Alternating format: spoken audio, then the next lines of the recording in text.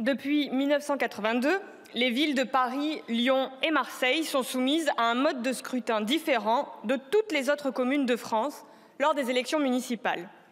Partout ailleurs, les habitantes et les habitants de la commune votent directement pour leurs conseillers municipaux. Autrement dit, un habitant ou une habitante égale une voix.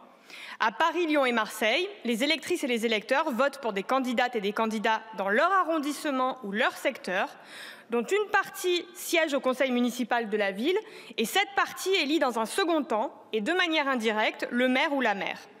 Ce mode de scrutin peut produire les mêmes anomalies que le mode d'élection présidentielle aux États-Unis. La liste qui a obtenu le plus de suffrages lors de l'élection peut ne pas être victorieuse et inversement, un maire peut être élu sans avoir remporté la majorité absolue des suffrages si son conseil municipal a remporté un nombre suffisant d'arrondissements.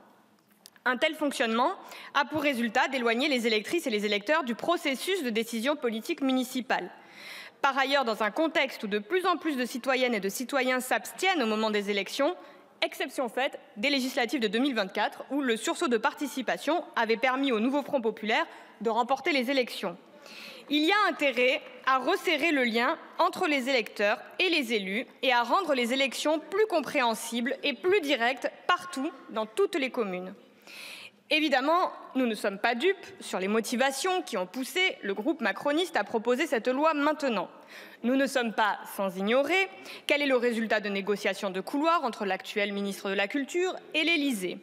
D'ailleurs, lorsqu'on met sur la table une loi qui propose de réparer une anomalie démocratique, le bon sens voudrait qu'on se concerte avec les conseils municipaux concernés. Pour notre part, nous estimons qu'il faut restaurer la confiance des citoyennes et des citoyens dans la vie démocratique nationale et locale.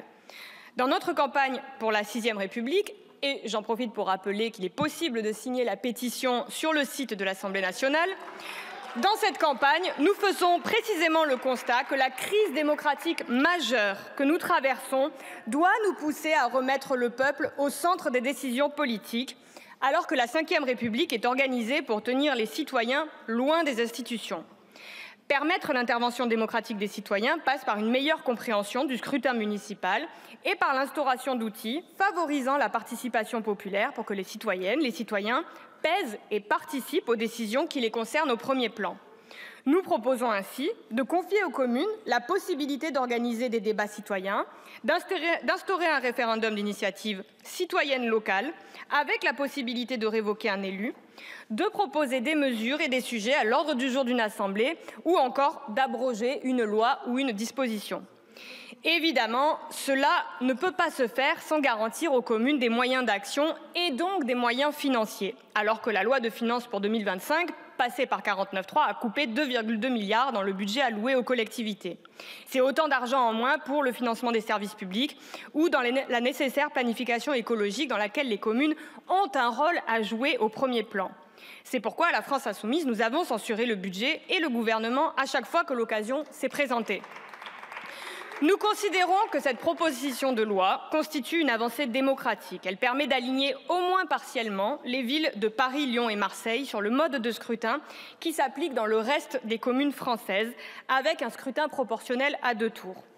Par ailleurs, l'abaissement de la prime majoritaire de 50% à 25% est un premier pas vers une meilleure représentativité du vote. Nous défendons son élargissement à l'ensemble des communes. À ceux qui nous reprochent de soutenir cette loi parce qu'elle nous favoriserait électoralement.